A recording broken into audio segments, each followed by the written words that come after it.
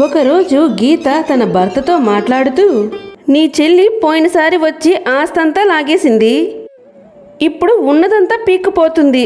అబ్బాబా, ఎప్పుడు చూడు ఆస్తిపాస్తులంటూ కలవరిస్తూనే ఉంటావు. వేరే పని పాట లాంటివేమి లేదా? పని పాట లేక కాదు, భవిష్యత్తు గురించి ఆలోచిస్తున్నా. మీ బావ ఇప్పటి వరకు బాగానే స్థిరపడ్డాడు కదా, మన ఆస్తి మనకు తిరిగిచ్చేయమనవచ్చు కదా. రేపు మనకి కొడుకో కూతురో పుడితే ఎలా పోషించుకోవాలి ఆలోచించండి.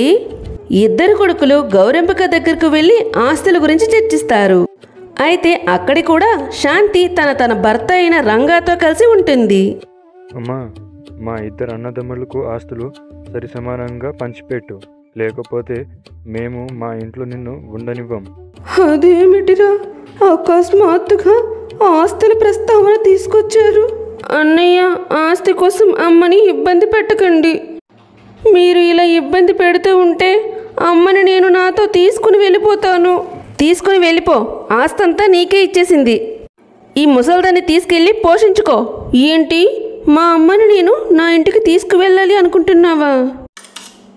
నా అమ్మ విలువేంటో నీకు తొందరలోనే అర్థమవుతుంది. అప్పుడు ఆస్తులన్నీ పట్టుకెళ్ళిపోయింది, ఇప్పుడేమో ఆ ముసల్దాన్ని తీసుకుని వెళ్ళింది. పోనీలే, పోతే పోయింది. ఇలా అని చెప్పి శాంతి గౌరంబికను తన ఇంటికి తీసుకుని వెళ్తుంది.